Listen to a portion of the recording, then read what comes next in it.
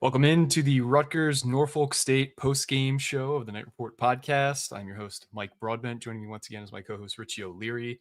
Rutgers finishes the game defeating the Spartans 60-10 in a game while the score is pretty one-sided. I would say that it didn't look that way for a long time, at least if you were just watching it. The vibes were not necessarily high for the full game, but we'll get into kind of what happened minutia wise and more in a bit.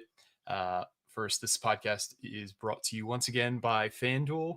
If you were able to get in on the Rutgers spread today, that was a winner. Rutgers was a 42.5-point favorite in this one, and the over also hit. I believe the over-under was set at something along the lines of 50.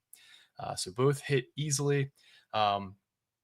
Rutgers, you can still get plus odds. Rutgers money line against Iowa. Iowa is about to kick off against UMass. And if Kirk Ferentz wins that game, he will break the all-time Big Ten wins record for a coach, taking the mantle from Woody Hayes. Rich, you were at the game. What would you say is the thing that stood out to you most about this performance by the Scarlet Knights?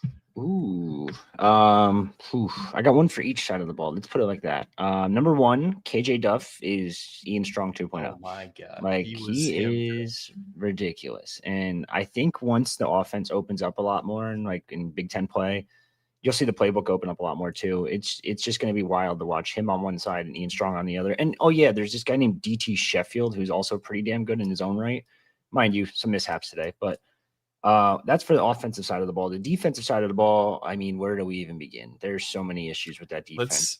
Let's stick on the offensive side of the ball then first. Stick on offense. The big surprise before the game was Ian Strong was listed as out for this one with an undisclosed injury. Let's just talk about that. Do we expect that to be a long-term injury, or was this precautionary in your opinion? I think there's a lot of factors at play here. First off, let's just get this out of the way. I know you just said it, but I'm going to reiterate it.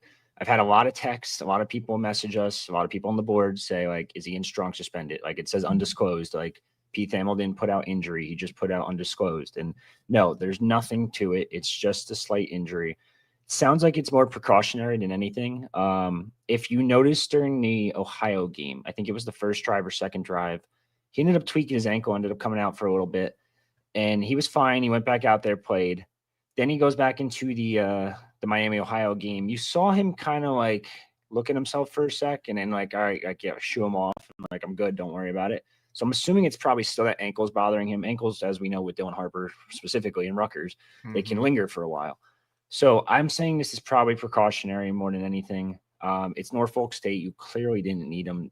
Honestly, you didn't need your starters out there at all, to be honest with you, at all, like for the entire game.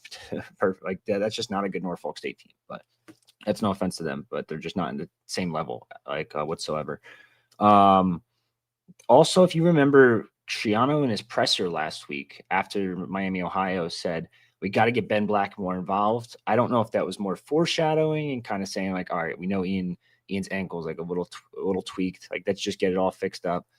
Kind of saying like, hey, we're going to get Ben Black more involved. But at the same time, like we already know Ian Strong's going to sit out next week because it's just not worth it. So let him heal up.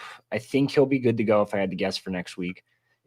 You'll probably hear from Schiano. It's probably going to be one of the first questions he's asked in the press conference, which should be happening in about like 10, 15 minutes from now. But we'll be able to live stream that here too. So, but I think he's fine. I think he's okay. Well, that's a relief because losing him certainly would be maybe the biggest loss I can think of on offense outside of Ethan Kaliak-Manis. But before we get into any kind of stats, we'll talk about some other losses, guys who went down on offense today. Unfortunately, CJ Campbell got hurt on his first carry, I believe, either his first or his second. He went down in a lot of pain. That one looked bad on the TV copy. Wouldn't surprise me if that's a long-term injury. Tyler Needham went down.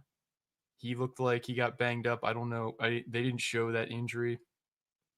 But by the third quarter, we're playing our third string left tackle already in the third game. And it's not because we were, putting in all the third teamers. It was because he has now been elevated starter.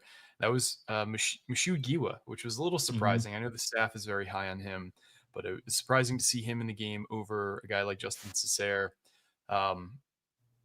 Injury wise, how do you feel like Rutgers did in this game? Because it looks like we took a lot of losses today for a game that didn't really mean anything.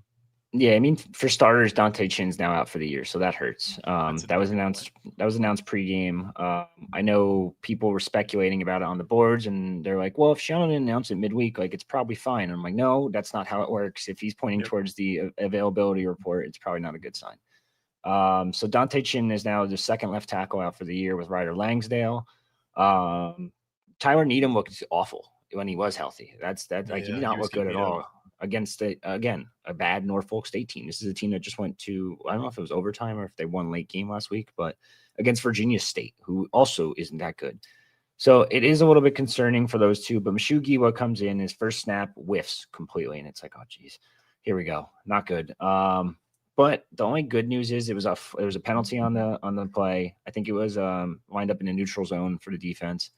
And he ends up getting the very next play, and I believe very next play or 2 plays later, it was the Antoine Raymond or Jayshon Benjamin touchdown, one of those two, and he ends up pancaking the guy completely. And I'm like, okay, you know what? He looks pretty okay to me. It's an FCS All-American, so it's not like he's a nobody.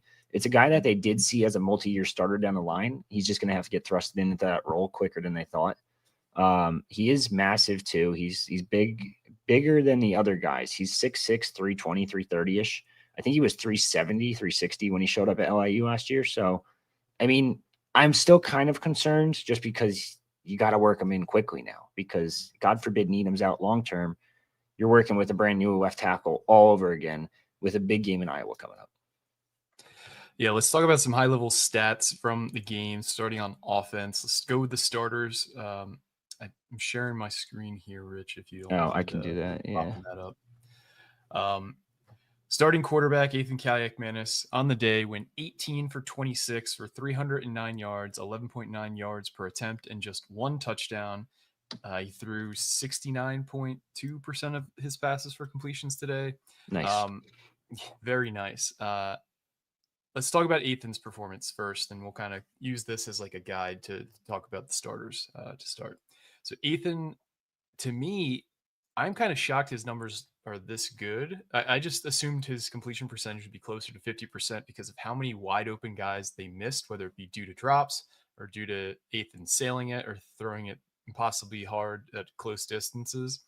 I was kind of kicking this idea around in our group chat, but I think Ethan just kind of didn't feel like at any point he had a whole lot of rhythm today. And I think it's because he had the ball, he just had too good of protection at times and was holding onto the ball way longer than he's probably used to.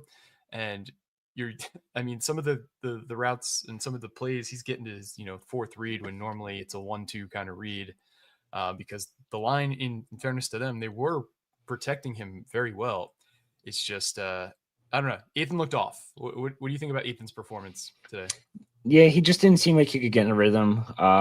Mind you, mind my voice because I'm fighting through some stuff right now. It's like a little cold or whatever. But Ethan just he couldn't get in a rhythm today. Like, he really couldn't get a feel for the game. Like, even on the couple of the deep balls, he's just overthrowing the guys. And usually, like, you saw the one, I think it was to DT Sheffield, where he just underthrew him completely. Then there was another one to DT, and it was on I forget what the flag was, but there was a flag on the play. I think he ended up getting a touchdown regardless, but beautiful play. He hit him perfectly in stride. And then, like, the next 3 deep balls, it just off.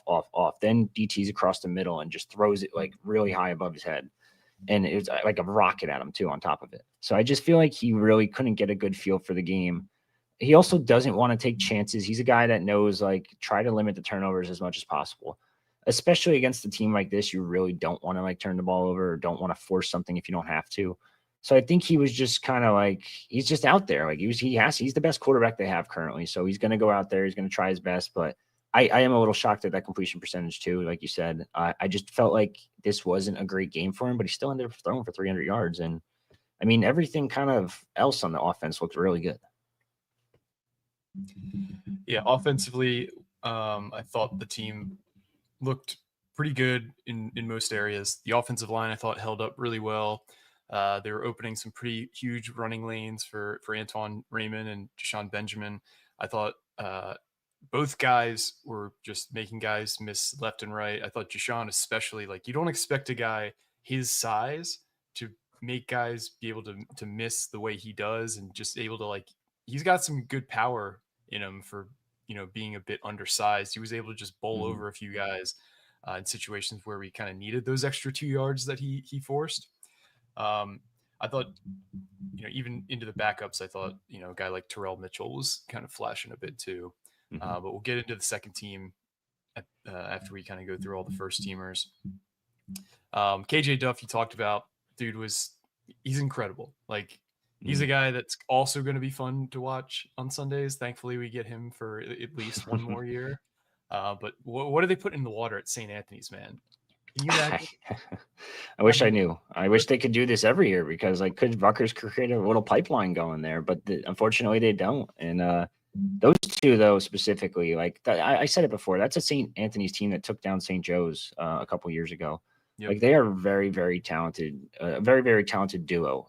Between their wingspan, their catch radius, they're able to high point the ball even on like bad passes, like the one that was on the sideline where Ian Strong barely got like his ankle slash like calf in for the catch, and it was just an amazing catch. They have hands like no one else in college football. Honestly, it is just wild to watch both of them. And it seems like every other play, I'm watching an Ian Strong highlight. Or Ian Strong, sorry. See, look at that, mixing them up already. Yeah, A KJ Duff highlight. Like he was just phenomenal today. Like I was an absolute show. I know Alex said it early, and it was kind of like, all right, why are they not going to him? Why are they not going to him? Like throw the ball deep. It's KJ Duff. He's 6'6". He's taller than he's not only taller than these guys, he's like significantly taller than the DBs that Norfolk State had at like 5'9", 5'8". They should have been torching him all game. What they did towards the end, so it didn't really matter. Or not even towards the end, towards the middle. But I feel like they should have went to him sooner. Like he's yeah. just, and he's proving he's that guy. And I'm like, even if Ian Strong does leave and become like a high draft pick next year, they still have another dude just waiting, like you said. Yeah, and DT Sheffield rounds out the normal starting trio. The guy is just like a Ferrari out there, but at the same Mhm. time, it seems like his body moves a little faster than his eyes sometimes, because his drops are not, because he's trying to catch with his body. It's just because he's not concentrating at the catch point. And, I think that's something that you can improve over time, but there were some really frustrating drops by DT Sheffield.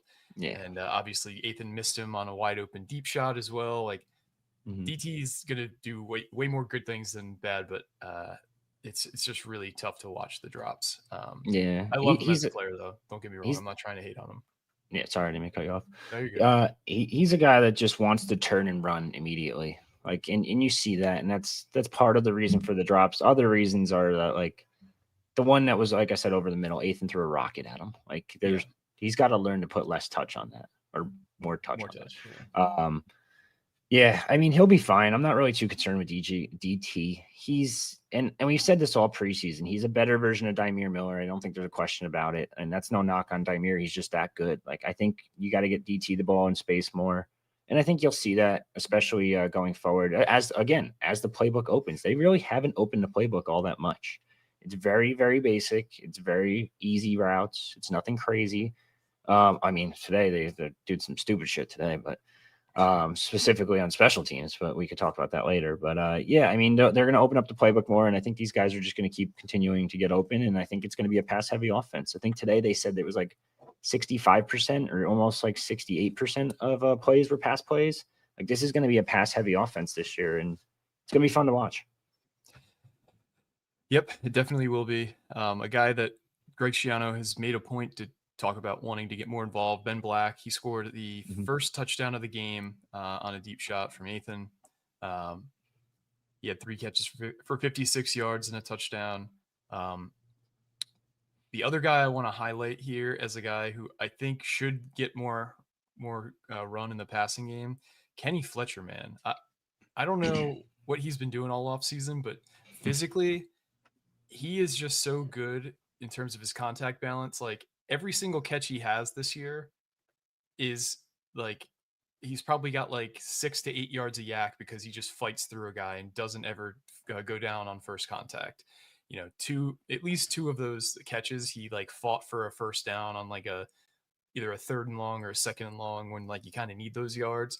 So shout out to Kenny Fletcher. I would love to see him get more involved in the passing game because they seem to also only really use him on those like those kind of like RPO rollouts. It'd be cool if they used him more along the middle of the field as well as a big target as a tight end. Anything else from like the starting offensive unit before we move on to another topic? No, I mean, like you said, they really only used the tight ends in that one single set, and that's basically it. They ran that Is it? all night. Yeah, it's the same thing with Weber though too. Like it's just that's the only play they run to him, and I don't know if it's more of like again hiding the playbook and really not showing else what else they can do. But I feel like Kenny Fletcher's like catch radius. He was a tight end wide receiver in high school. Like he has the ability to be a good receiver. It's just they just don't really use him all that much. But Ben Black, I feel like we didn't talk on enough. I really thought he had a really solid game for a guy that's been kind of like the fourth wide receiver that hasn't gotten a lot of burn, but they started to use him a little bit more, like Greg said they would, and he looked good in his moments. He's also another speedster on the outside, so they have some options. And then the freshmen, I mean, we'll talk about them later, but there's a lot of talent on that freshman class. Yeah. So do you want to talk about the second team offense or the defense first? Let's go second team offense just to kind of stick with offense, and then we'll go defense after because defense can be. Yeah. So the much awaited first snaps of AJ Sarace's college career did not disappoint. He went 4 for 7 for 58 yards and 2 touchdowns. Through, I think he had probably 3 just absolute dimes, and we could talk about each one. The first one was a 3rd and 18 from I think like the Rutgers 35 or from the Norfolk State 35. Kind of a gotta have it situation. He throws a beautiful pass to fellow freshman Vernon Allen, who got his first catch on the play. Vernon Allen makes an unbelievable play to fight through several tacklers to get the first down. Probably 5 yards of contact he fought through to secure the first down there. And then the first touchdown AJ threw to Dino Kaliak-Manis, scoring his first career touchdown, was just a super tight window throw on a slant. And then that Michael Thomas touchdown, just the amount of like incredible athletic catches made by our wide receiver unit in general. Like it's not just Strong, it's not just KJ Duff. Like everybody seems to have had a highlight catch who's played a game for Rutgers so far at the wide receiver position. He just makes an incredible throw on the back corner fade. He's able to get his hand down. He got Michael Thomas, underrated athlete. The height he got on that jump ball and the ability for him to recognize where he was on the field, to get his hand down and his elbow down. You only need to get the hand down while maintaining control of the ball as he hit the ground. We got another good one in Michael Thomas. I'll just say that. Yeah, I mean, Michael Thomas, and we didn't really like Vernon Allen's going to be really good. We saw a lot of flashes of him in the spring game. Jordan Houston is, and it's a crazy thing. I've been hyping up Jordan Houston the most out of all three. Mind you, he was out today, so it's a little bit different. But between the three of them, like that's another very, very talented wide receiver room. And you got to give credit to Dave Brock. You got to give credit to John Perry, who's no longer at Rutgers, now at Mississippi State, I think it is, or Texas A&M, one of the two. And now John McNulty's in there. Like it is just a very talented, not only like coaching staff, but like now they're just building talent on talent on talent every single year. And they're gonna lose guys. Like you're gonna lose Ian Strong to the NFL next year probably at this rate. And then KJ Duff, you're gonna have to back up the Brinks trucks for these guys at this point. I know someone just stealing it from someone in the chat right now, but you want to highlight that? Yeah, let me see if I can find it. It was just in the top. Where'd it go? I did just see it. Now I lost it already. Anyway, whoever it was, shout out to them. But I mean, this wide receiver room is crazy. Michael Thomas is going to be a very good slot receiver. It's at the point where I don't know if you're actually going to have to get another slot receiver next year. And it's something Rutgers has done over the past 2-3 seasons now, but 2 seasons, because it was, what the hell was it? I can't remember last year. Oh, I Last year said was his name. Dymere Miller. Dymere Miller, and then now DT Sheffield. Was there someone before him? I can't remember in the slot. I don't think so. But either way, nonetheless, like this wide receiver room is just talent on talent on talent on talent, and you just keep building on it. And this might be a pass-heavy offense for longer than we think. Yeah, and we are clearly in good hands based on the second team that played today. In general, the running game, I also, like we said, I thought Terrell Mitchell had some flashes. Really, just kind of we got what we wanted for the most part on offense. It was just sloppy. Real quick on AJ Race, because I didn't even mention him. I kind of just flew past him because I was drooling over the wide receivers over here. AJ Race, they always say, what does Kirk always say? It takes 3 years to master his offense. Next year is going to be year 3 with AJ. So it's a little thing to note. On top of that, I thought his first couple passes, I think he was a little nervous. There was definitely some nerves there. He had a very weird drop back. He just like would take a 3-step drop and stand perfectly still. Yeah. And he's scared. Yeah. I mean, he hasn't played on a football field. I mean, yes, practice, yes, scrimmages, yes, all that spring game nonsense. But like he didn't play at all last year. You got to remember he was injured. So he hasn't realistically played football in like a legitimate year, like an actual game. So it is over a year, actually. I take it back, 2 years. So it's kind of crazy to say, but he was definitely nervous. The first one, he tried to fit a tight window, got the pass interference call. So that's a win regardless. The second one was, I think, the pass to Logan Blake over the middle, like a little dump off. And then he just starts going and starts like even that 4 of 7. Hell, that looked better than Arch today. Oh man, yeah, Arch. I hope for his sake that he's hurt because he is playing like absolute turbo dog shit. Went 11 for 25 today against UTEP. I want to say. Yep. Not good. Want to highlight some of these comments here just to show we haven't forgotten anybody. So there's a few people who have commented on Mashoud Giwa. Gerard Onaki said Giwa looked comfortable out there. And then Jordan said Giwa came in and was moving people. I wasn't paying super close attention to the offensive line, but I think it was telling that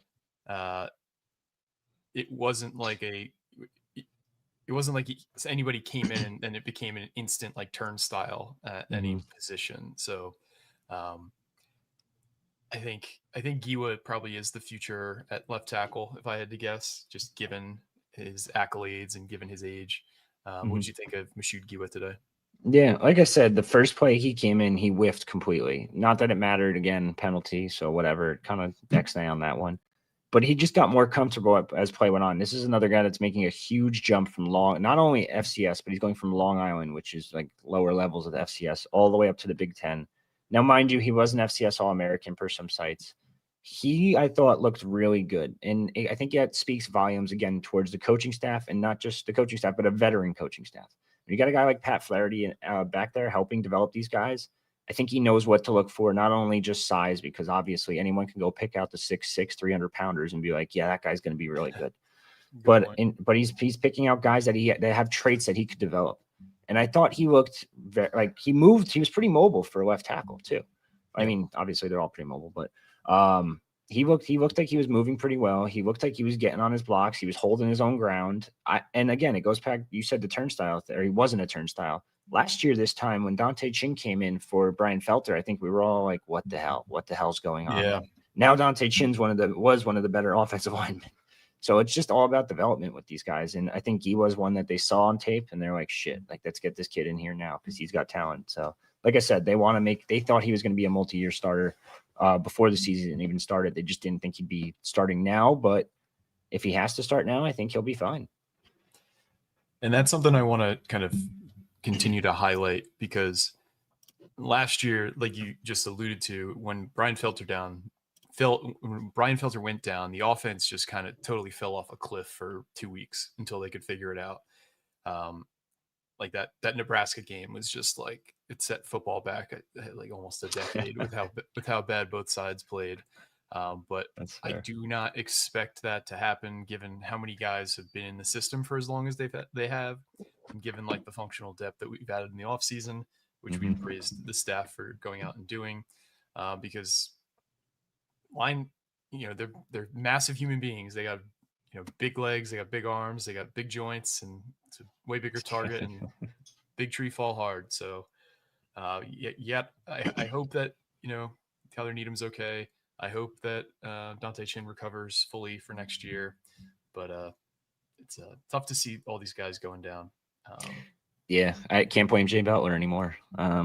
It's Yeah, just bad luck, honestly. Like, this is football. This is Big Ten football. I know they're not playing Big Ten teams yet, technically, but this is gonna happen. Like, injuries just end up happening. Like, the Dante Chin one was just a dumb thing. Someone rolled up on him from behind.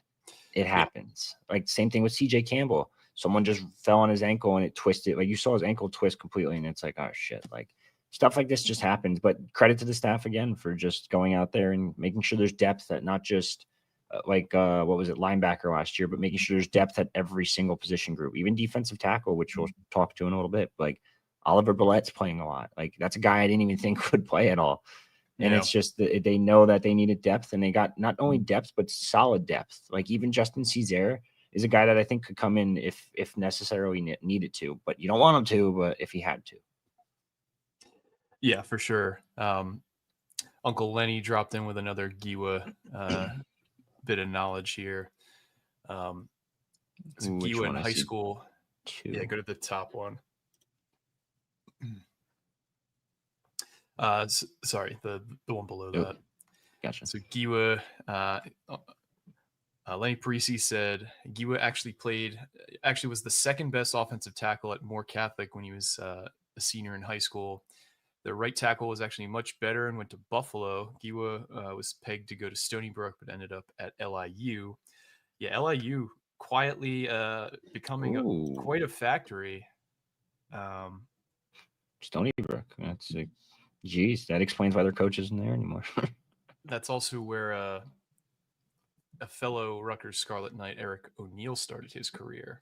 So shout out to the LIU Sharks for being a good talent evaluator and finding some diamonds in the rough in the tri-state area. Might have to hire director of recruiting from LIU, director of recruiting from Toledo. Like, these guys are just, they're finding the under the radar gems. They're still out there, it's just crazy, just because there's so much tape on these guys nowadays. It's really hard to fall under the radar, but offensive line is the hardest to project. I know we've said this time and time again. Like, you really don't know how a guy is going to look when he goes, for example, 370 to 320, 330, whatever he is now. So Holland Pierce is another great example. Guy goes, or Zaire Angoy. These guys are like 380 pounds, 400 pounds pushing, and then they lose the weight, and now all of a sudden they're good. And like, yeah, of course. So it is definitely a interesting position to recruit. It's hard to recruit, I should say. Yeah, it's very difficult because it takes just so long to develop offensive linemen. We want to remind everybody that we are taking calls. If you'd like to join us on the show and say your piece, Richie is dropping the link in the chat on whatever platform you're on. So feel free to give us a call if you want to talk to us, or not. We could just keep talking at you. So Greg Schiano, we're still waiting for him to go to the podium. We'll have that live when he is up and talking.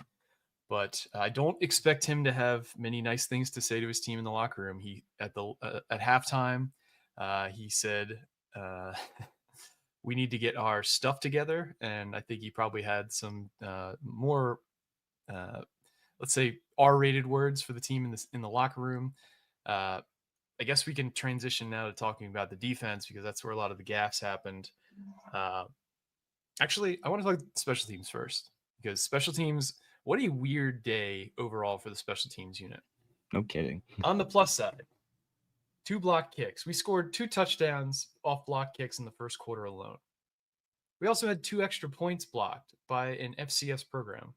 One, it looked like, was on Patel, because the ball was at such a low trajectory angle when it came off his foot that he might have clonked off the back of a lineman had it not gotten blocked. The second was bad snap. So that's kind of on the snapper. But overall, what a weird day for special teams. Onside kick. Yeah. What was that? So why of all teams? So David Anderson in our group chat had a great point about this. So shout out to him. I saw He that. said it's Yeah. probably like a psychological warfare thing because they put it on film. Now teams have to prepare for an onside kick, and it just adds to their workload of preparation.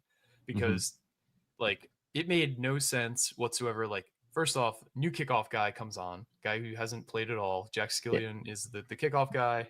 Dane Pizarro. I told you he's gonna play. Dave Pizarro comes out and does this like really like loopy, windy wind up to kick the ball, and then it goes like 5 yards. So didn't even go far enough to actually get recovered. And we were up like 3 scores at that point. So I just it just didn't pass the smell test. I feel like that's the right angle, is that now teams have to prepare for it, and I don't know. Hey guys, you see like their backup kicker out there, start preparing. Like you see their starting kicker out there, get ready to field the ball. Like, Yeah. It was just bizarre. Like it'd be one thing, like I guess if Jack Scullion did it, and it's like, okay, he's out there every single kickoff. Like, but if you see them like all of a sudden swap kickers, you're gonna be like, oh wait, whoa, get ready. Like, like I don't know. It just seemed very bizarre. I don't like the idea of it personally. I thought it was just dumb. And you're up so big, just kick the ball. You'll get it back in 4 downs anyway. So come on, like get the game going. Made no sense. Yeah. Definitely can't have the procedural issues with kicking. Didn't really matter today, but I'm sure that Shiano is absolutely fuming about the blocked extra points. Yeah, that's got to get cleaned up like ASAP. I know you said long snapper, and we know it is who is it? I don't even remember. Ryan? No, who the hell is it? It's not Riley McCann. It's Michael O'Connor, the former punter, is the starting long snapper. Now they tried to get a transfer long snapper in the offseason. It just Caleb Johnston came in and was like apparently like the worst long snapper ever. That's why he went from Washington to Cal to Rutgers in a matter of 6 months. Like, so I know for a fact they're reaching out to like high school. Like they reached out to an Under Armour All-American long snapper that's supposed to be on campus next week. They're reaching out to transfer long snappers again already for next year. So there definitely some issues there that they need to get cleaned up. But yeah, not good. Not good at all. If you can't kick an extra point, that's like the most basic of basic special teams. Yeah. It's concerning for sure. But let's talk about the defense now. The thing that we've all kind of been avoiding, the thing that we're probably going to be talking about the most until the Iowa game. I was hoping to just see a dominant performance from the defense that clearly showed like things are starting to click together. We're, becoming more of a group, like, we're going to be able to play more like we're on a string. But it was more the same. It was a lot of lack of eye discipline, a lot of lack of gap discipline, missed a few tackles, not as many missed tackles as we have in the past few games, but just like lack of contain on the quarterback. Like there was a lot of times where we would get a hand on the quarterback, cause a pressure, but not bring him down. We had 2 sacks on the game. Overall, Norfolk State wasn't able to really accomplish much on the scoreboard, but they were moving the ball pretty regularly against this defense for being as outmanned as they were. If my concern about the defense was at like a 7 before this game, I'd say it's probably about an 8 now. How about you? Yeah, I actually am looking at the yardage now. I thought they gave up a lot more than that, to be honest with you. It's just there's so many times. Like, remember Alex showed us last week a bunch of screenshots of Daquan Finn, like being surrounded by defensive linemen, and they just weren't able to get the sack. I'm pretty sure Alec can go again and do the same exact thing from this week, but that kid is not mobile. Yeah. Like, that's a problem. There were so many opportunities that I thought they created pressures, and they're getting there, and they're just not able to convert them into sacks. And then all of a sudden, it's a broken play. You got speeding missile Jet Elad coming full speed ahead at him and just is not even going to try to take an angle. If he misses, which he does, that's it. Game over.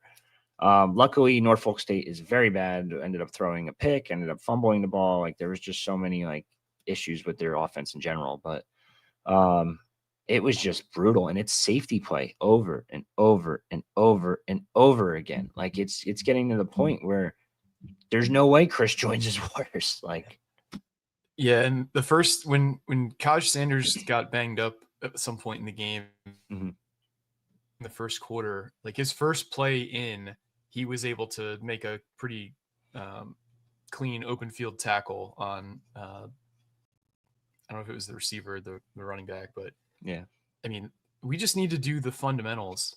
Really, it's just like it's awesome if you have like a top, 10% athlete at the position as well as being fundamentally sound. But if you're not fundamentally sound, like those athletic attributes kind of mean nothing. Like I think you can get away with like one safety struggling maybe and like kind of still have a solid defense. But when both of them are consistently making the same issue or consistently doing the same thing over and over again, and it's just mistake after mistake, I feel like that's when you really just fall apart. Like Kaj Sanders, it's between coverage, it's between tackling, it's between angles, it's eye discipline. It's just everything under the sun you could think of that a safety could do wrong, they're basically doing wrong. Yeah, it's really tough to watch. And man, like there was one play where like Elad and Kaj Sanders were like both trying to make a tackle at the same time, and both of them ended up missing. They ended up like hurting each other. I think that's the one Kaj Sanders got hurt on, Yeah. or hitting each other rather. It's just it's a serious problem, and I think it's pretty safe to say it's the worst unit on the team, and it's not really a close second. I thought that the linebacker play, like it seemed like, and I think the reason why the yardage numbers look so strange is because we were getting a lot of stops like for no gain or a lot of forced incompletions, but then they would just have a 28-yard run or a 32-yard pass. Like there was just a lot of big plays allowed, and it seemed like they just had like their running backs teleporting past the second level on half of their runs. Like the linebackers were kind of invisible for a lot of the game, just allowing these kind of chunk plays. Iowa's offense is so bad, but the one thing that they can really do is run the ball with Mark Gronowski, and I'm just like petrified that he's going to have 19 carries for 150 yards and 2 touchdowns against this defense, and that's going to be what does us in, is like the inability to stop like one thing the opposing offense is good at. Yeah, I thought Jabome was better today, but Moses Walker was invisible. Abram Wright ended up getting banged up at one point in the game. And on top of it, I feel like the defensive line is just like not doing anything. Like they're getting pushed around in the middle to the point where there's just a hole. And then all of a sudden it's like, all right, here, linebackers, you're not athletic enough to go get a running back, but go try anyway. And when they miss, it's just like, okay, there's a second level you're talking about. I wasn't even thinking about Iowa. I was more thinking about Jonah Coleman, who scares the shit out of me at Washington, who's going to run for like 300 yards on Rutgers. Yeah, whatever his rushing yards prop is set at for the Washington game, just hit the over. Yeah. Hammer the over. Because he's able to just get everything in chunk gains too. Like I don't know how many yards per carry he's averaging this year, but it's probably like at least 6. Like that dude's just a home run hitter. Wait, like every play, he's just he could take it to the house if you wanted to. Unfortunately, and I know some people have mentioned it in here in the chat I'm reading now too, because it just brings up I feel like this is a coaching issue more than anything. Yeah, like just highlight whatever you're referencing, because like there's just and I agree with this because I was talking to Alec about this in the press box. Like I was like, Jet, there's no way, right? Like we all watched Jet Ewad's tape. We were all drooling over how good he could be at Rutgers, and now all of a sudden he's just a totally different player. Like what happened to him? Linebackers, even like Corey Heatherman leaves, and they just aren't this. Even last year, I know they replaced. Obviously, guys were getting banged up and guys were hurt. Powell's hurt. Muhammad Toure's hurt, and you got to play guys that really haven't seen many snaps. But what happened to development? Like this is a developmental program, right? But I'm not seeing any development with some of these guys on defense. It was a defensive program for God knows how long, and now it's just shit. Like. Yeah, I mean, I thought it was telling. I don't know if I mentioned this on the pod or not, so apologies if I'm the old man repeating the same stories.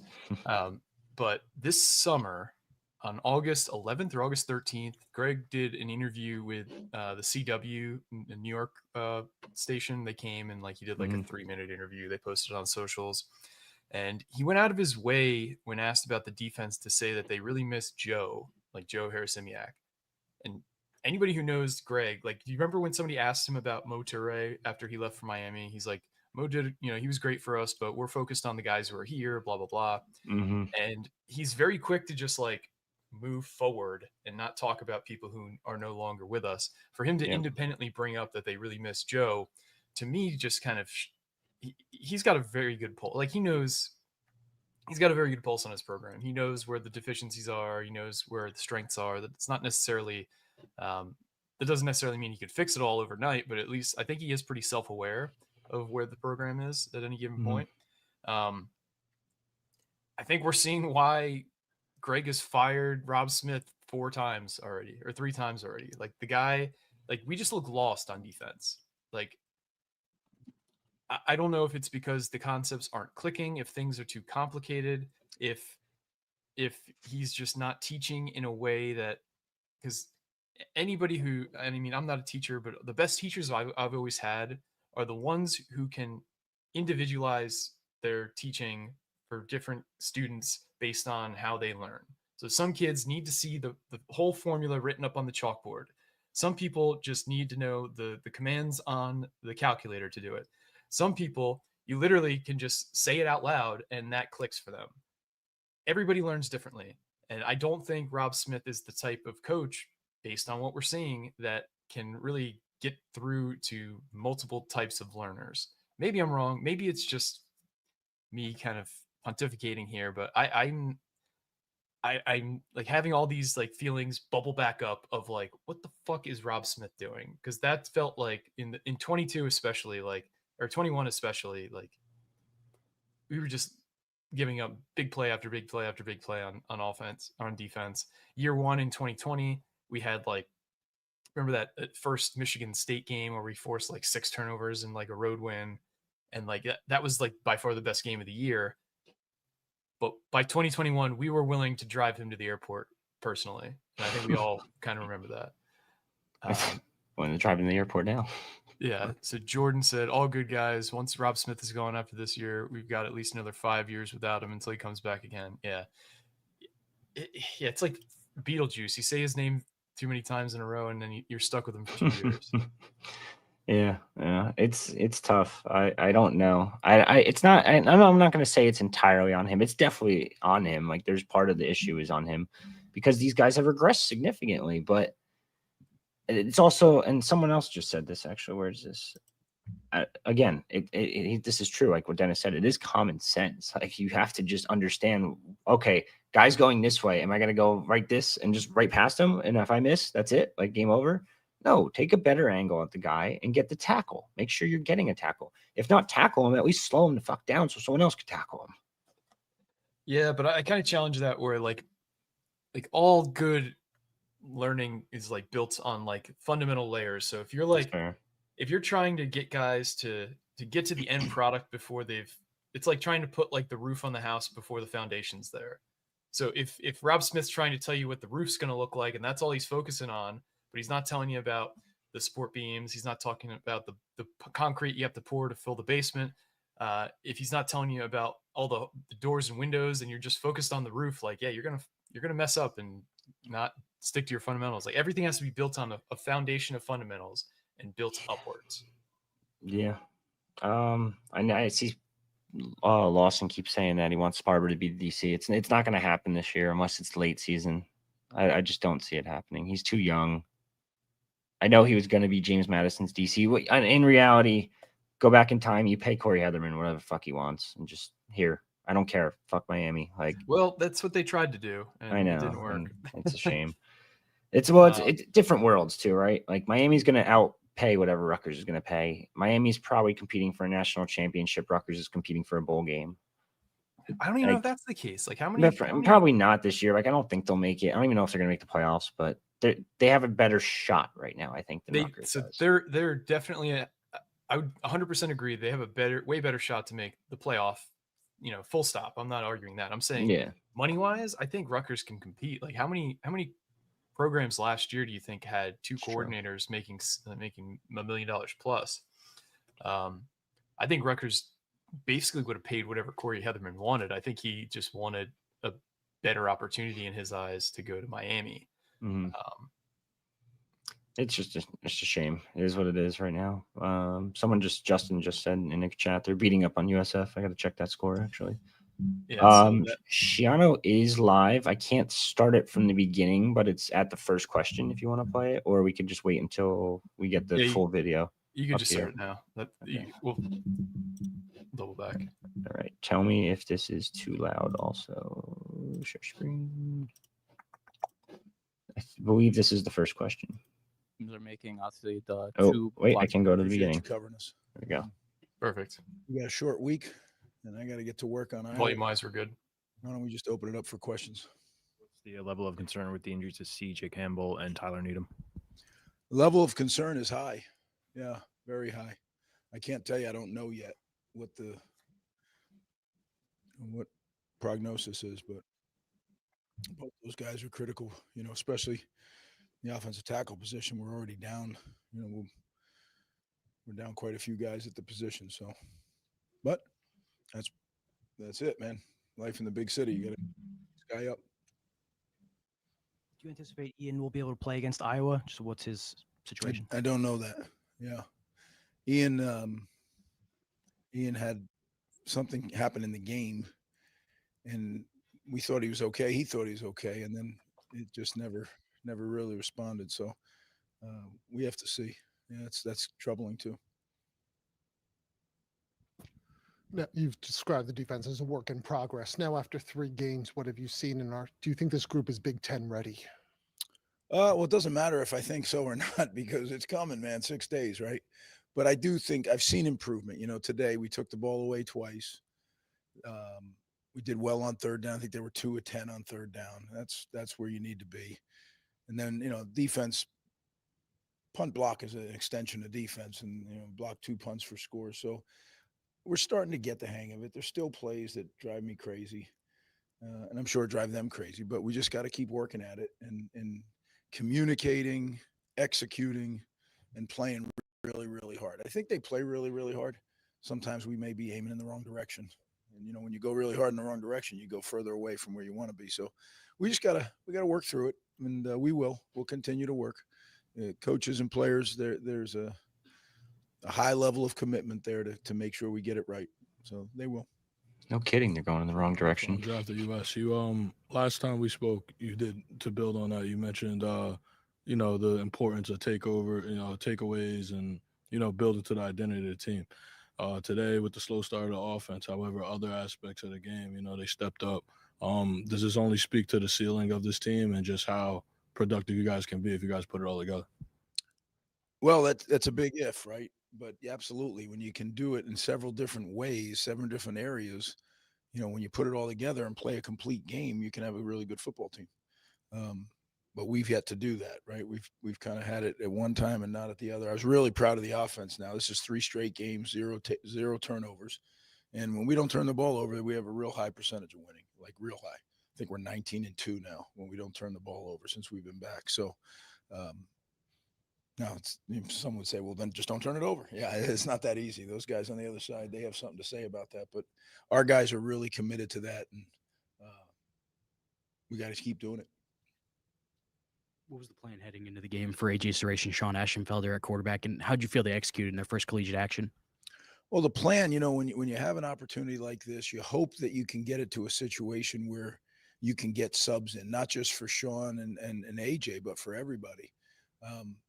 Didn't happen quite as quickly as I would have liked it to, but I was really glad to see AJ get in there and do well and run the offense, and then to get Sean in there was icing on the cake, right? To get the 3 quarterbacks in there. We weren't able to get Rocco in there, which would have been that would have been good too, but we tried to get as many guys in the game as we could. I mean, we had guys in there that I'm not sure knew exactly what they were doing on every play, but they were trying as hard as they could. So that was a good, and that's a good thing. When you play a game like this, if you can get it to where you want it to, then you can really get guys in the game. So eventually when they play a bigger role, they've been there and they've been in the arena and actually played. So that's a positive. I think AJ shows why we do have a lot of faith in him. Very cool under pressure in the pocket, and then delivered some nice balls. Hey, Greg. I noticed after the game, you had an interaction with Coach Vic, and of course, obviously, he's very frustrated. But I was just wondering, you've been doing this coaching play since you were 22. I just wonder, how long did it take you to understand what this whole head coaching thing was about, to learn how to be a head coach and to learn the ups, the downs, and all that? Yeah, that's a good question. I was a coach, a defensive coordinator at Miami when Mike was playing at Virginia Tech, so I have a lot of respect for him and his career. And I told him, I said, your team really plays tough. They play in a reflection of him. They really do.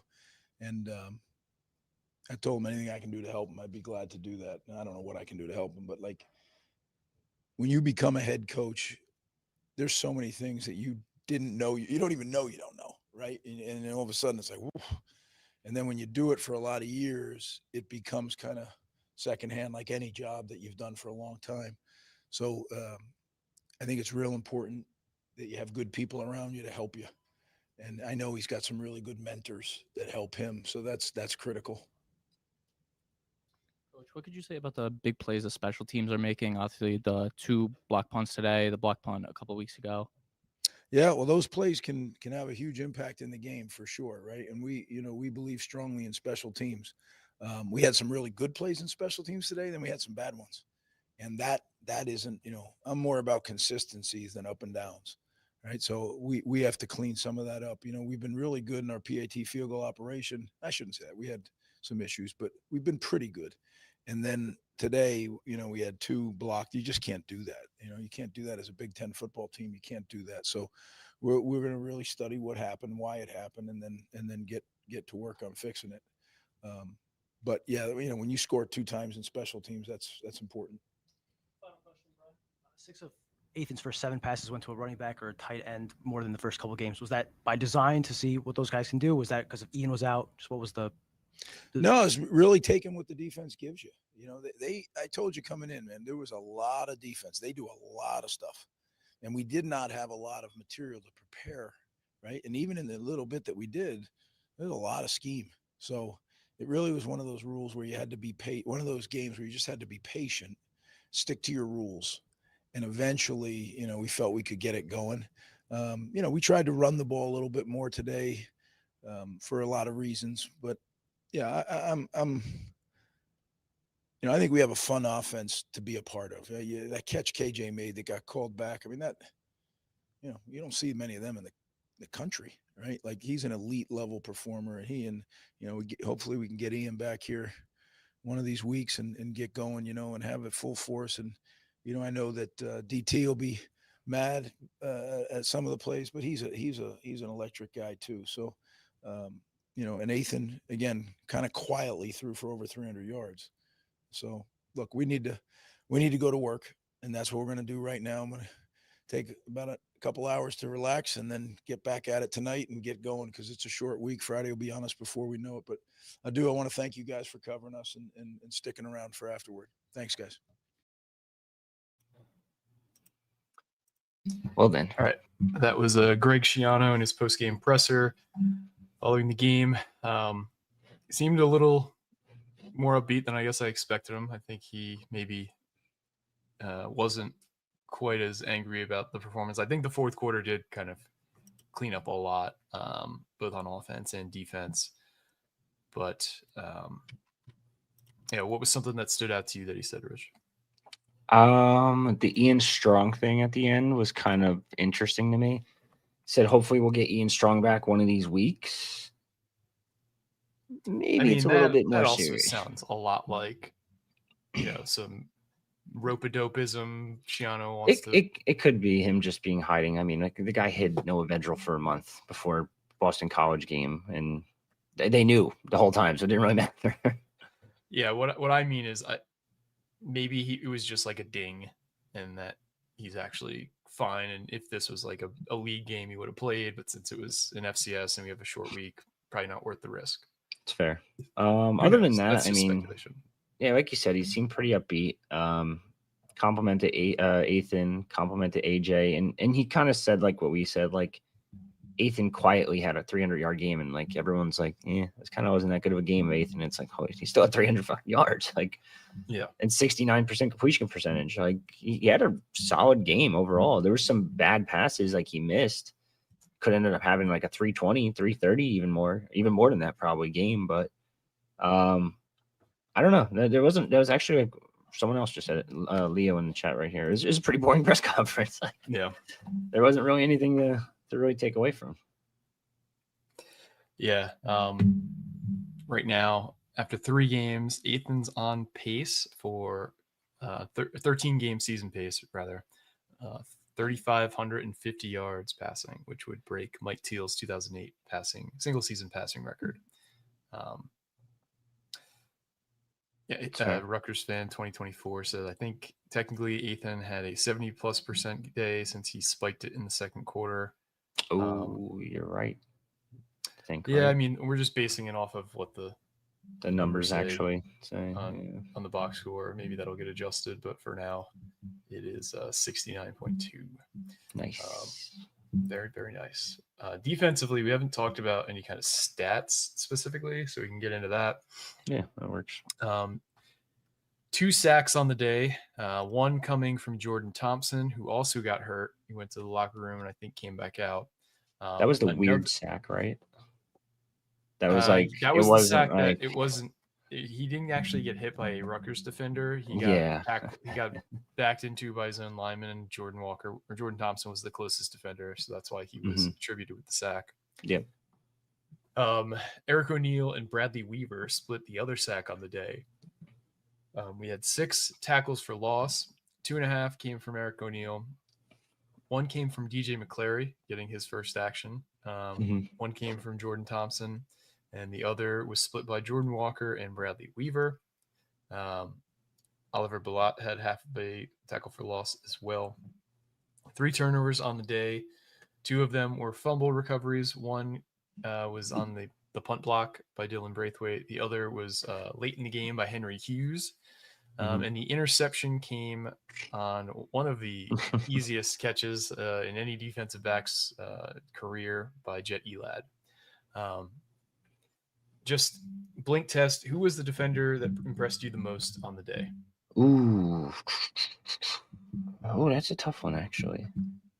I thought Chibome played pretty solid. I really think he played pretty solid. I mean, obviously, when you're not talking about the outside corners, like that's always a good sign, probably, because that means they're not doing anything bad.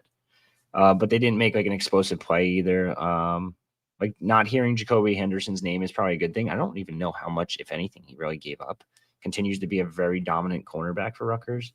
I thought Jabome was solid, but he continues to be he was better than what he was for the past couple weeks. The past couple weeks, he seemed like he was just lost, wasn't athletic enough to keep up with the quarterbacks, whereas today he was kind of just a surefire tackler. When they got to him, the problem is that the running backs were getting to him in that second level very easily. There really wasn't like a whole lot, I feel like, that was good on defense. Like Eric O'Neill's getting there, still not converting.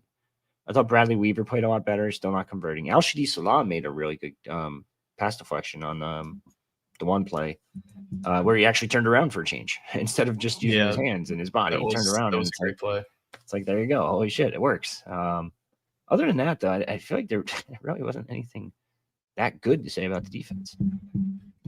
Yeah, I feel like this is one where a guy like Eric O'Neill grade well. He did, get in on some action, creating some pressures. He got his first taste of sacks at the Big Ten, as did Bradley Weaver. But just a lot of missed opportunities to get to the quarterback, just over pursuing, off the edge and allowing just wide open lane for the quarterback to kind of just shuffle through. It's been frustrating to watch this defensive line. See, kind of what I said. It's just like if you don't hear their names, it's probably a good thing. Yeah. Although he did get pummeled on one play, like completely. Cam Miller pummeled. did. Yeah, I don't know if you saw it. Like, who was it? Someone laid him out to dry. Like he was just like it got to the point where Shiano's screaming at the refs like, "You can't do that. It's bullshit." Because the guy's on top of him after he like basically pancakes him. Yes. You're looking at him just like talking shit on the ground, and I'm like, oh my god, like Someone get that guy off of him. Yeah, the receiver was blocking on like a running play or a screen or something like that. And he tackles Cam Miller to the ground and then just lays on him. And Cam Miller's trying to get up, and I'm surprised they didn't call the penalty on that. Yeah, Greg was yelling about that, and then he yelled about he was giving the refs a mouthful after the one extra point that was missed. I don't know what it was or what happened or specifics. Obviously, they didn't even question him in it in the press conference, but that's why I got to be there. P. Kirsch mentioned the safety who came in for Kaj made a huge hit. Yeah, that was Chris Joins. That was we talked about that play earlier, but yeah, that was a nice open field tackle by the backup safety. Maybe starting next week. Who knows? Yeah, a guy that I don't know why isn't getting more playing time, but I feel like he's earned it in his limited opportunities is Jabril Abdul-Rahman. Like he is flashing on film off the edge, and we need a guy like him who can kind of go through all the phases of pass rush of beating your guy off the snap, actually getting around to the quarterback and getting your hands on the quarterback and taking the quarterback down. I feel like Jabril Abdul-Rahman needs to get more opportunities because he's played really well from just the limited snaps that I've seen of him. You mean like actually doing a pass rush move instead of just kind of bull rushing and praying that you get past him? Yeah, that's unfortunate, but yeah. Yeah, not great. But yeah, that's what are you gonna do? Yeah, I want to remind everybody once again that if you'd like to come on and talk about anything from this game or anything about the team in general, Richie has dropped the line in the chat several times. I'm sure he'll do it again, but I will do it again. We are welcoming anybody on who'd like to join us. Alec will be with us at some point later on after he gets back from the stadium. Let's see. But I mean, there's only kind of so much you could discuss from an FCS game when your team wins by 50. I know we've kind of been a bit down on the performance, but generally, I thought the team. Let's get some grades out. How about that? That works. Let's starting offense. Give your grade for what you thought the starting offense did today. I'll say B- because they left a lot out on the field, but they were still very productive. Like I feel like if you realistically wanted to, you could have just given the ball to Antoine Raymond a shit ton more times and let him run for 100+, a couple more touchdowns. Ethan missed on a couple deep balls where the guys were wide open. It's not like they catch those passes and all of a sudden you're talking, like I said before, talking about like a 340-yard day for Ethan. And not just one touchdown, maybe 3, 4 even. So I'd say they left a lot out there, and I'm going to say it was a B overall. Or B-, sorry. I'm going to go with a B, and if we break it down by units, I'll give Ethan a C+. I'll give the receivers a B+. I'll give the offensive line a B+, and I'll give the running backs a B+ as well. We do have somebody joining the chat here. Who do we have hopping in? We got Lawson. What's going on, brother? How you doing, guys? Good. Can't complain. A win's a win. Hey, it's first and foremost, it's great to be on with you guys. You guys are amazing. Appreciate it. Thank you. Appreciate everything you guys do. Oh, we appreciate you hopping on. What do you got for us? Well, I mean, I take comfort in the fact that they're able to perform as horribly as they did and still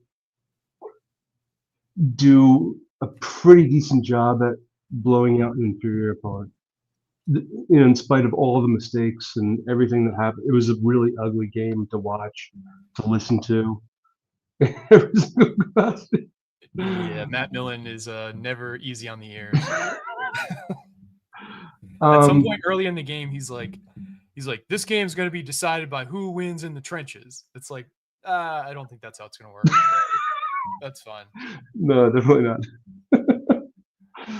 But I hold that hope that they're able to iron out all the kinks. You want to get out the sloppy play with an inferior opponent because you're allowed to. And you hope that in the environment on Friday against Iowa, they're able to put everything together with the environment, complementary football, and getting over that hump of being able to.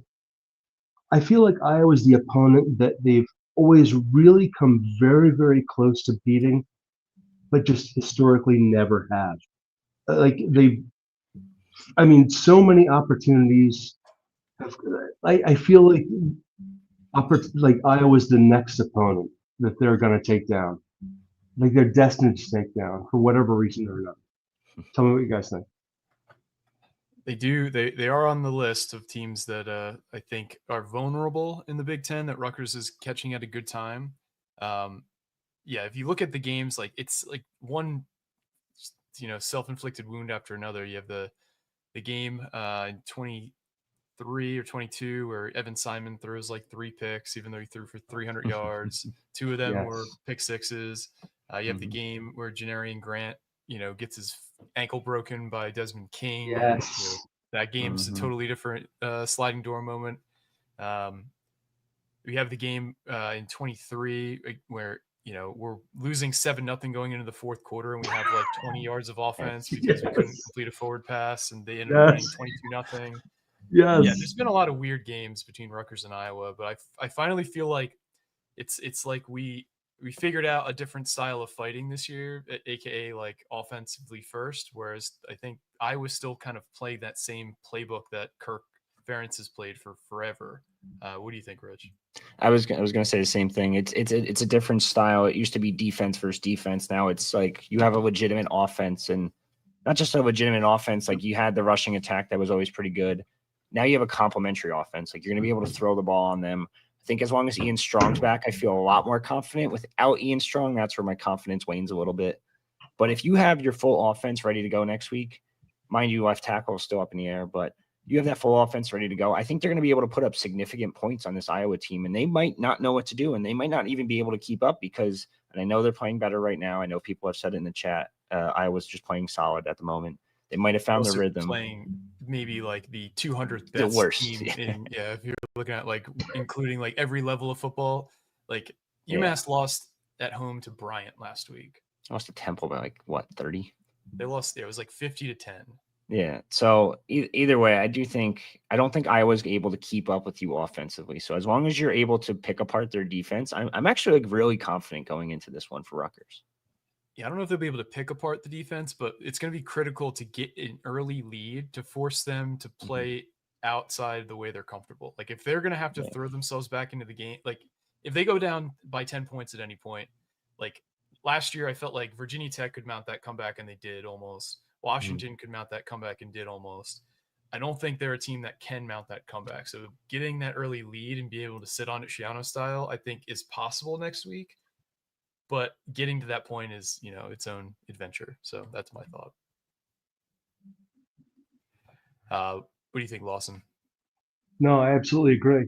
I think the environment next week is going to be amazing, as it was last year against Washington. It wouldn't surprise me if it was a similar outcome, just kind of squeaking by. Just like a couple of things coming into play, and it just being Rutgers kind of night. Wouldn't surprise me at all. So we'll see what happens. Yeah, there's just something about that atmosphere Friday night. Lights are on, the blackout even. Like it just there's just something about it that just it I don't even know how to describe it. It's just being there.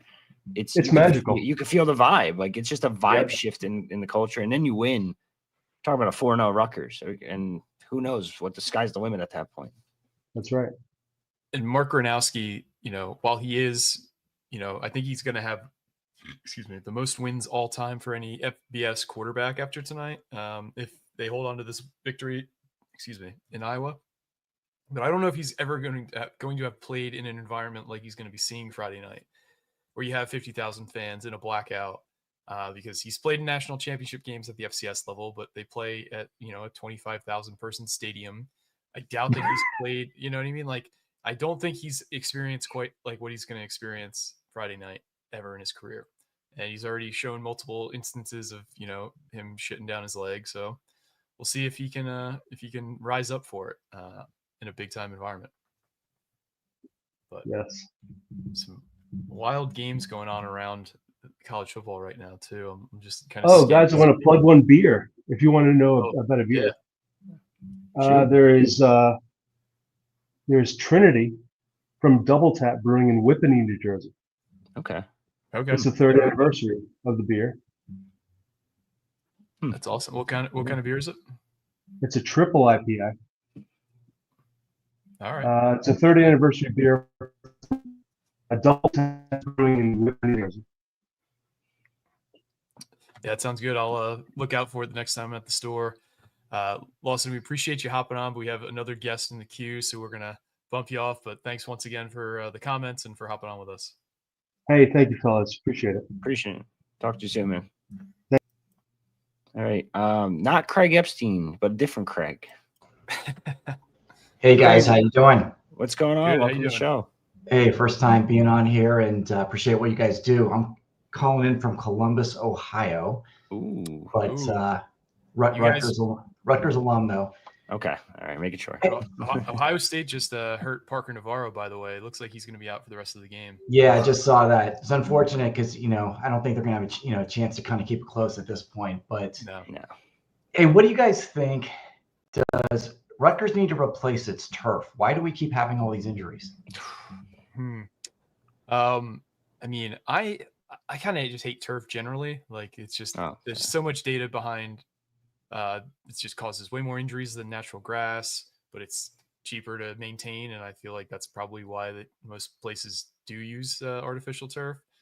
I think they have gotten it replaced in the last decade. I don't know what the lifespan is on a specific set of turf. I think it's 5 years. Could be 5 wrong. years. So I maybe. I think that's a good thing to look into for sure, and I'm sure something that Kelly Zinn will have on her list somewhere at some point in the next few years. But yeah, I mean, some of the injuries like today, like I said before, they're just it just happens. Like Dante Chin got rolled up on.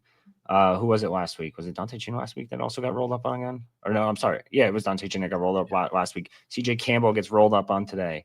And it's just like it stuff like that you'll never control. It just kind of happens.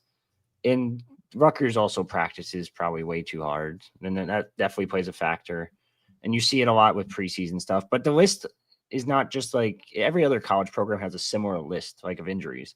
It just happens, and it's college football, and you're always going to see guys get banged up. Everyone's tearing an ACL left and right now. I can speak from experience. I've had it twice, and it's miserable, but it's just bad luck. And mine was just from playing pickup basketball. Like, it was just stupid, just landing on someone's foot. So I can only imagine with the football, the stunts, and just stop and go, and you could really just tear anything at any point. So I don't know if I'd blame the turf so much. It's not MetLife turf. Let's put it like that. Yeah. No. All right. Well, good stuff, guys. Well, I'll let you move on, but I just wanted to ask that question. I appreciate it, Craig. Thanks for calling in, Craig. It looks like we have another guest, if you want to call him a guest. I think Alex about to hop back in and talk about sent him the link. What things looked like from the scene. Good name, says if you want to highlight Craig Epstein. Said it's not Craig Epstein, but a different Craig. Alex should be joining any second, but there's some. We already answered this one, but no update on CJ Campbell. We'll wait and see. Greg said he doesn't know yet either. Probably won't have an answer. Probably realistically, I'll tell you right now, probably not till next Saturday, or sorry, Friday. Yeah. Yeah, I don't think he's going to announce anything. Like the only way that he would rule somebody out, it seems, in season is if you like physically saw somebody's like appendage get removed on the field. Like if somebody literally had their foot chopped off, I think he would then be like, all right, he's probably out for the year. Yeah, don't speak that one into existence. I mean, I don't want it to happen, but just being honest. What a way to join in. Yeah, appendages. Yeah. Whoa. Yeah. What's up, Alec? I'm good. I'm not too much happening. We just got done with our post-game availability. Talked to Shiano, talked to a few players that you might hear from earlier in the week, or maybe tomorrow, or it depends how much of a go-getter I feel like tonight. So what was the general vibe in the post-game presser from Greg? What was, just kind of describe the scene for those of us who were only watching from home? It was pretty good. I mean, it was a typical winning press conference. It did seem like he didn't seem as like, I guess, like amped up or anything like that as we might see him from the from some of the other wins. I thought it was also kind of telling when he said, when I asked him about Sean Ashenfelder and AJ Serace, he said that we wanted to get them in earlier than we did. Kind of took a little bit of extra time to fully put the game away and put him in. But it also, you could see the concern on his face when he was asked about the injuries to Needham and Campbell. You could see when he said the concern is high, he wasn't lying. The concern looked very high in his face. It looked like he was genuinely worried that these might be long-term injuries, especially with Needham. Now you're down. If he were to go down, you'd be down to your third left tackle that got hurt. I mean, I thought Mashoud Giwa looked solid for his first game action, but again, against an FCS a defensive line, how's he going to look against? It's as big of a jumping competition going from Norfolk State to Iowa as maybe there can be in the country. So how's he going to look? But other than that, it was a pretty positive. It was a little bit muted, like I said, with some of the injury concerns that he had. So I mean, overall, pretty good. I found that funny. Like it took a little bit longer for AJ and Sean to get there, and I'm like, dude, you were up like 46-7 at the end of, or 46-10 at the end of the third quarter. You could have put him in if he really wanted to. I think he should have. Like, there's no reason to throw Ethan out there again.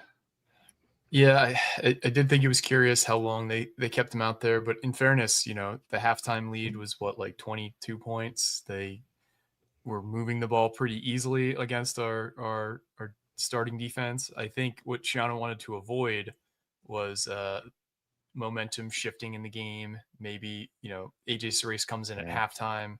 If there was an interception or something like that, and then they score again. And now you got to bring the guys who they thought were done for the day or come back out.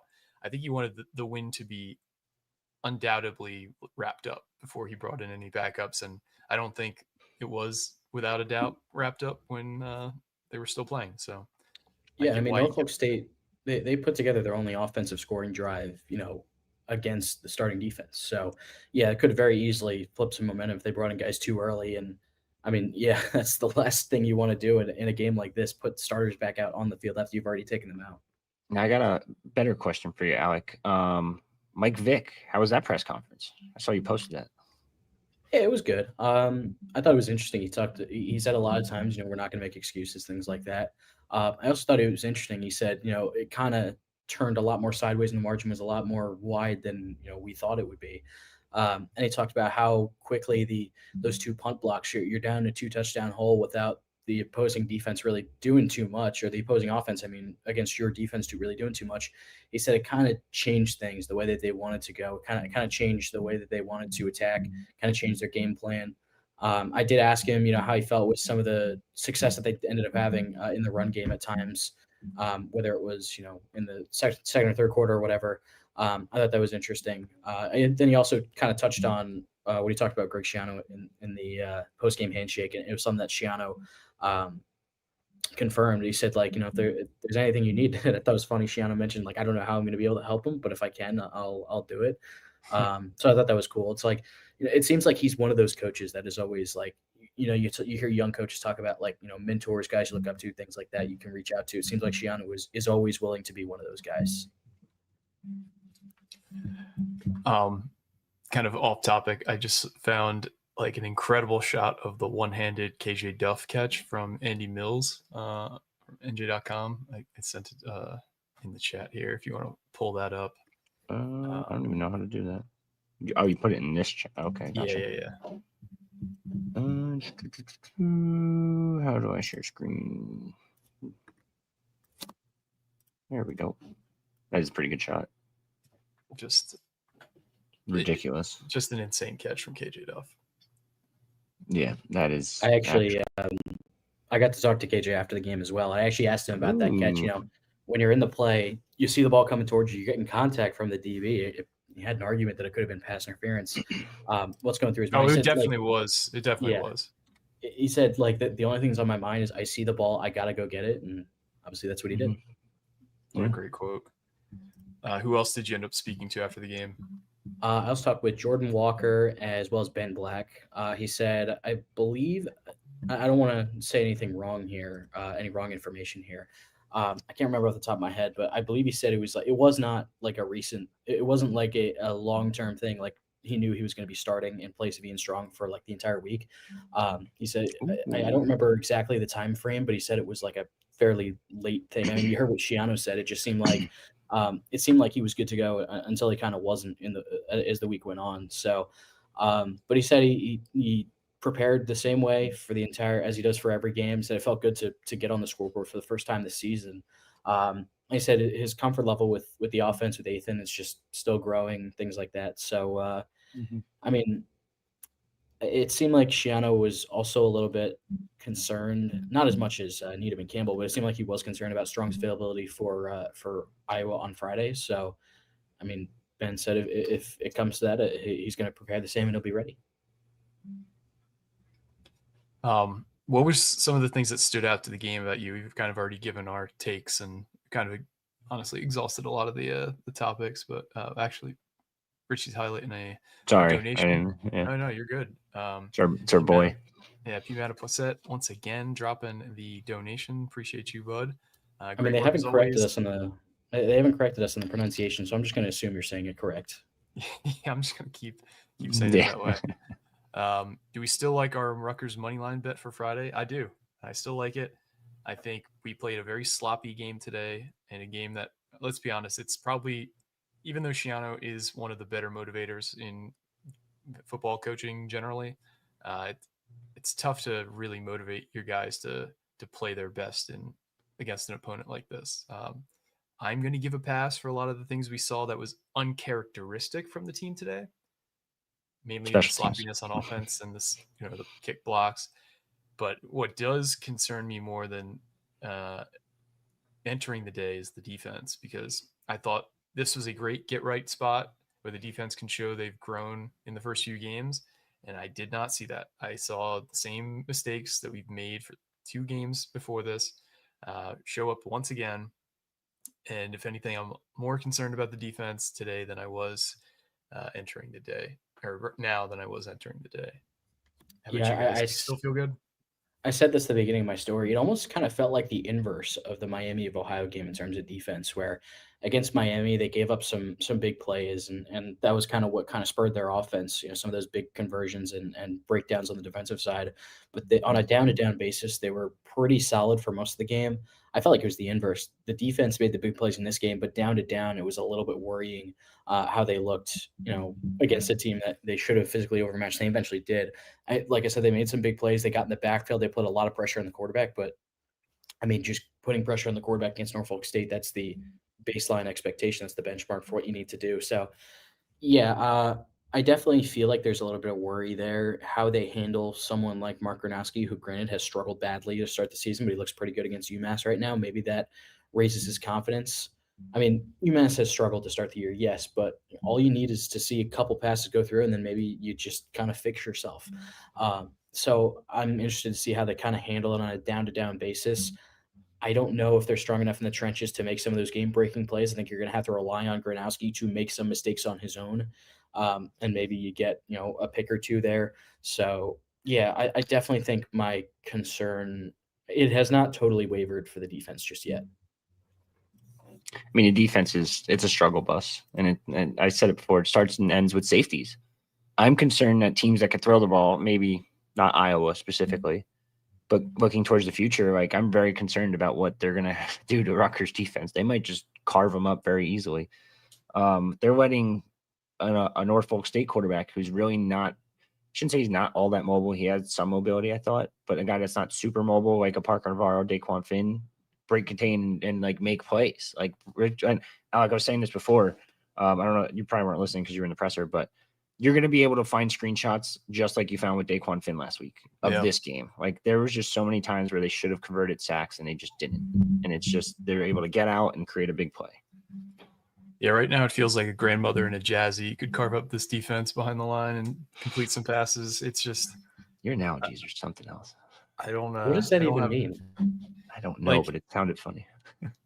Like somebody who is not mobile whatsoever and can just create behind the line of scrimmage for against our defense. It's you could just like do that thing where they like block out what the person's like jersey looks like, what they look like, and it's just like a shadow. And you could tell me like, what game was this from? And I wouldn't be able to pick it because it's been like the same thing we're looking at for 3 games straight, where guys are evading pressure, are able to step up, are able to roll out, are able to extend plays and make positive plays out of what look to be defensive wins. And we just can't keep, seizing victory from the jaws of defeat or seizing defeat from the jaws of victory on defense. We need to start winning these reps where we're getting pressure, where we're getting maybe a hand on the quarterback. We just got to bring the guy to the ground. And Mark Gronowski is a freaking tank. So it's going to be all the more important to do it next weekend.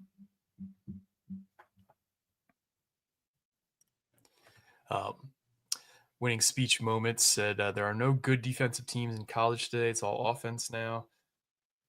To an extent, yeah, all the rules are kind of tilted towards allowing more scoring and more plays to be successful on offense, but I still think there is a place for successful defense that we haven't been playing, quite frankly. I don't think we need to rely on a defense to get a stop every time they go out there anymore, but they certainly need to play the part, which they have not been.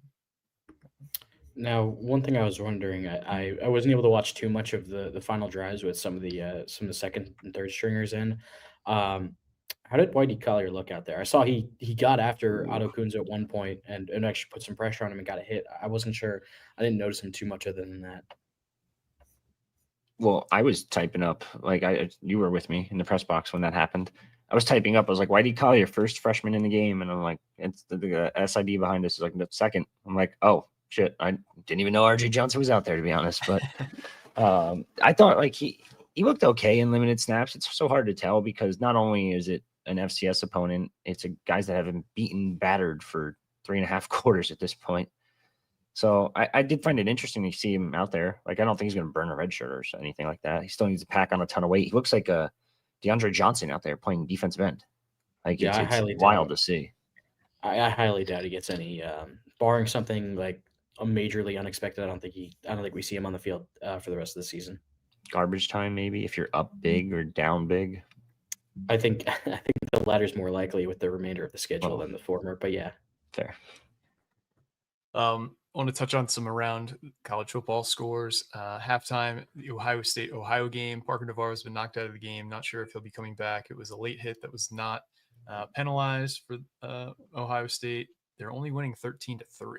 I know that sucks too because competitive, but not anymore.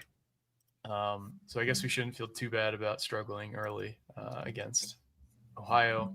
Another score for that's relevant to Rutgers. Virginia Tech is down 28-0 against Old Dominion at home. that's always 14-0.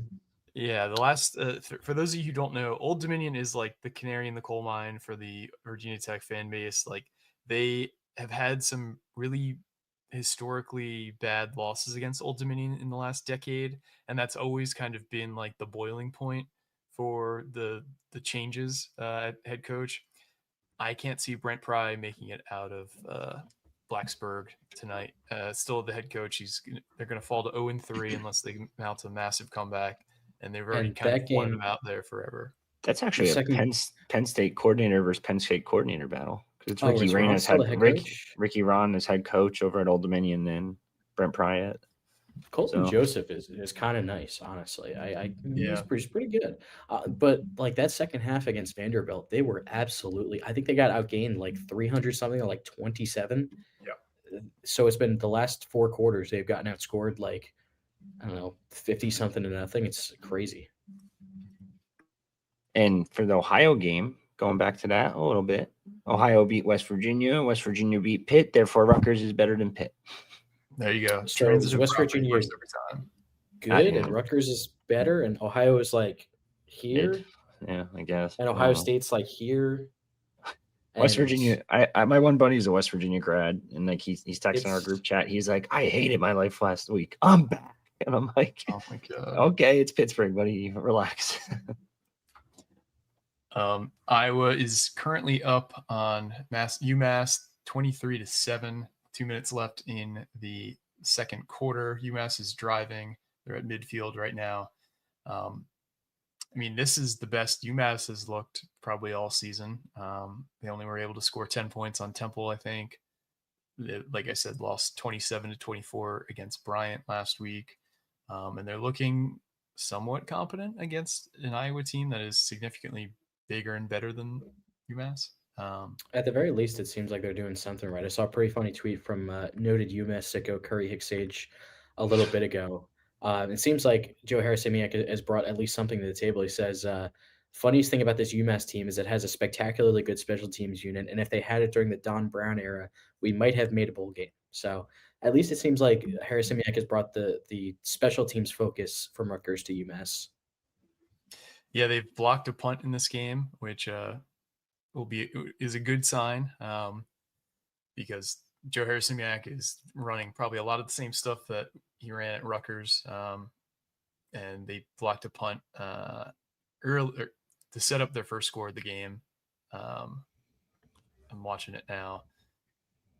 They took over at the 20-yard line, which led to their first and only score. Now, conversely, it could be a bad thing because they're going to prepare for it even more during the week because they will probably see some of the same looks. You could prepare for it as much as you want. It's still coming. That's fair, especially when you got the student section rearing down on you. It's gonna be crazy. It's gonna be loud. It's gonna be hard to hear. They are going to pull out, and by they I mean like the whole stadium crew and all that. They're going to pull out all the stops because last year against Washington. I heard it. I heard it today. Some fans even heard it. Some fans were bitching and moaning about how loud it was today. So what do you guys got as some closing thoughts here? You know, we're kind of meandering through the college football scoreboard. That kind of usually means we're out of stuff to talk about. Any kind of, Alec, I'll let you start since we've kind of been talking at the screen for an hour and a half. What's your kind of like main takeaways from this game, good or bad? I guess takeaways. It's hard to have too many takeaways in a game like this. At least ones that you think will translate to the rest of the season. Obviously, it's very cool to watch some of the younger guys and the second stringers and third stringers get their first action of the season or first action ever. I thought Cerise threw a lot of pretty impressive passes. Like that ball to Michael Thomas was really well timed and placed, and then Thomas did a great job at high point and just going up and getting it.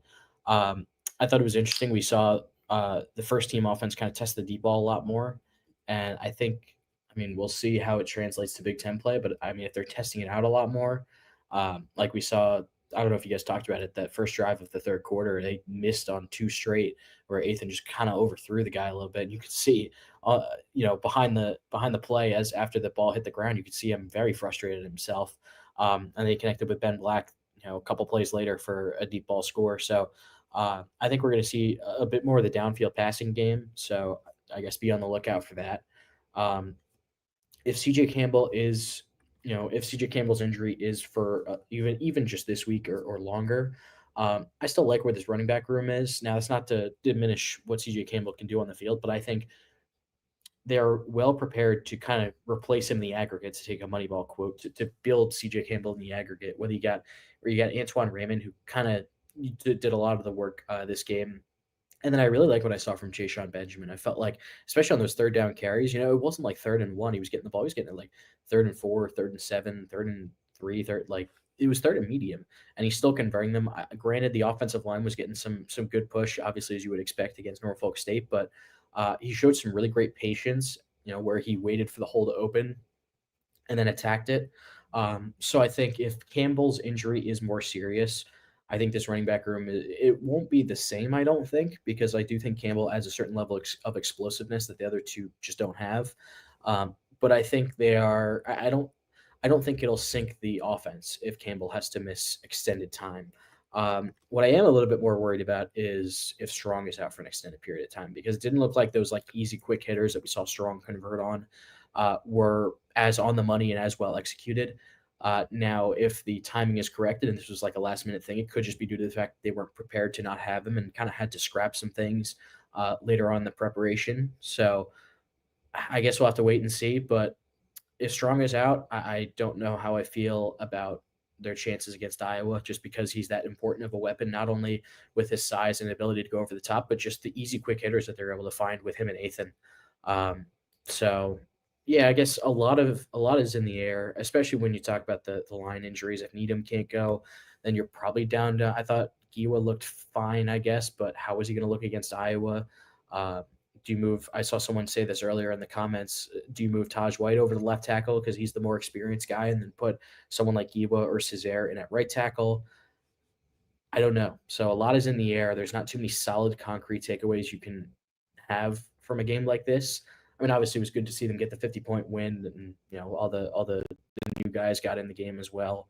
But I mean, there's a lot riding on this next week of preparation practice for Iowa. It's a short week as well, so I think this is going to be one of the more. I know we say this all the time, but this is probably going to be one of the most important games. It's always the fourth game of the season too. The first night game is the first conference game, the most important game of Shiano 2.0 to see where this season goes and if the defense can take that step against a quarterback who does not look like he has it through 2.5 games. I feel like we say like this is the most important game a lot. We do, and it's always like the end of September, the first Big Ten game that they have. It's kind of like the turning point of the season. I mean, 3 years ago it was against Iowa as well. 2 years ago it was who was it? When they played 2023, who would they have? I feel like it was maybe Virginia Tech, not Big Ten, and last year was Washington and then Nebraska. So yeah, there's a lot of important there's a lot of games that are seen as the biggest ones in this era.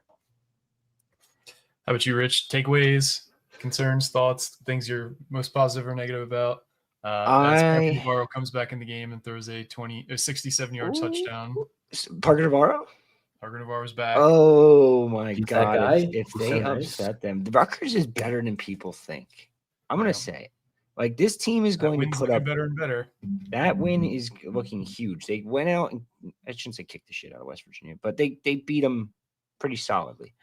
Now they're looking solid against Ohio State. Now, mind you, they're not going to win. I'll tell you right now, they're going to lose.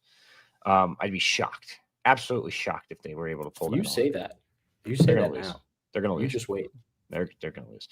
Anyway, I think Rutgers is a better team than we give them credit for. A lot of people are shitting bricks because they put up a clunker against Ohio, but in reality, it wasn't a clunker until they went into turtle mode. Like they just decided to say, "Hey, let's just walk it out," basically, and then just to win this game.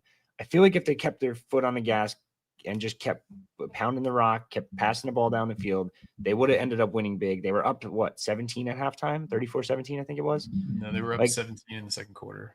17 in the second quarter. Okay, they should have just kept pushing the offense down the field and just trying to score as much as you could. Don't go turtle mode. Don't just say, "Hey, we're going to win this," and by running the ball and running out the clock. Regardless, they won. It's a win. They beat Miami, Ohio pretty handedly. Win. Norfolk State, whatever. Ohio's a good team. And they were kind of stepping on their throat a little bit. I think this Rutgers offense is going to carry them to some serious wins this year. And then specifically, I'm going to say this weekend, I'm kind of foreshadowing my picks because I think we already know what we're all going to pick. Well, I'm going to pick at least. Rutgers is going to beat Iowa this weekend. And it's not going to be a winning. It's not going to be a big win, but they're going to beat them pretty handedly. I'm convinced. I just don't think Iowa's good. I think Rutgers is going to. What are you smirking at? What are you making these faces for, Alec? I'm surprised. I mean, this is a lot of conviction for. I am so convinced that Iowa's dog shit. I'm sorry, but I am just I'm hyped right now because how is this? Is this different from the other Iowa teams? Is my question. No, is this? But this is a different Rutgers team. That's fair. Is this the Deacon Hill team, which still put the beat down on Rutgers when they had a pretty solid offensive line and a really solid defense? I mean, I had a whole thing going, and you're making it all negative. I'm trying to start a conversation. I'm a little bit skeptical. I'm really convinced Rutgers is going to beat them, but regardless, I lost my train of thought. Now I have one other thing. We do have the best photographer in the game, and I got to show you guys this two photos. Number one, great shot. Let's talk about this. Dino. This one, wait for it. That's a fucking shot. Damn. Yeah, that was such Don't look at the crowd. Yeah. But that is a perfect shot of Michael Thomas's, like catch that we Yes. were raving and ranting about. We're when going to see he's Lucas Tang in the history book someday. Because when he's in the air in that pick, he's probably got more than half his body out of or in the paint if you're just looking like straight up and down, and he was able to turn and get his hand in bounds. I think Absolutely insane. my takeaway is need to clean up a lot. You can't come out sloppy against Iowa. We're going to need to really dictate the terms of that game. If I was Greg Schiano, I would take the ball. If we win the toss, I would go down the field, try and score a touchdown to start, put them on their heels because they have not really played a game. Well, I take that back. They were down by 10 against Iowa State and made it a game, but rivalry games you can kind of toss out the window a lot. I think Iowa State kind of turtled up late in that game. But regardless, we need to dictate terms against Iowa. We need to get an early lead and force them into uncomfortable situations because our defense is not going to, probably stop them from doing what they want to do. So if they can dictate terms early and they could just run the ball down our throats, I think getting the ball first will be critical, in my opinion. But I think the defense needs to figure their shit out in a short week because if this is the kind of defense we're going to trot out against Iowa, we're going to be in for a long night. Because while they haven't done a great job passing the ball this year, they have shown the ability to run, especially with the quarterback. And so everything is going to kind of be keyed on not allowing him to beat you by extending plays and in the run game. But that is all we've got for you guys. We've been here for an hour and 40 minutes. Rich, how many people are with us right now? We are still over 1,000 at the moment. Yeah. That's wild. That's too You guys long. are sickos. We appreciate you hopping on and joining with us. In terms of shows this week, we're going to be speaking with Jeffrey the Greek to preview Iowa. If anybody knows who he is, he's the host of Eyes on Big podcast. He also played at Iowa. He's got some good connections with that staff. So it'll be really illuminating to hear what he has to say about the matchup. Additionally, the live show might be a little delayed on Friday because it's going to be a late game. I'm probably going to be staying for the whole game. Normally it takes me about an hour to get home. So, just don't expect it immediately following the game. Richie might be able to start us off earliest. No, that's not going to work for me. So we're going to be a little bit late is what I'm saying. So be prepared to, have a late night coffee to hang with us at around midnight on Friday. I remember the Washington one. I don't think we actually started the show until like 12:15 or something. Yeah. Yeah. But thanks everybody who came in. 2. I had one more Yeah, thing. no, it's going to be late. Shoot. I got the shirt, row back. The mirror camera's kind of throwing me off. There we go. You see the logo? We're partnered with them. So there's a code on the boards. I don't remember exactly what it is. Richie probably knows it. No, it's either On3 or UCO20. One of the two. I forget. But either way, they got some great stuff. 20%. I very 20% much off. It's pretty good. It's like one of my favorite shirts already. So definitely get some and use our discount code. Or just Is that sign the up. maiden voyage of the rowback shirt, or you've worn it? No, I've worn it. I've worn it here and there. But first time for a game, but I've worn it here and there. It's definitely one of my. I got a few compliments on it today too. So if you want some compliments, mine is called the Wildflower. All right. I got the golden retriever one. It's pretty sick. Ooh. Yeah. All right. Well, thanks to everybody who joined us today and to the guests who hopped on. You are brave and we appreciate you. But for me, Alec, and Richie, this has been another edition of the Night Report podcast. Signing off.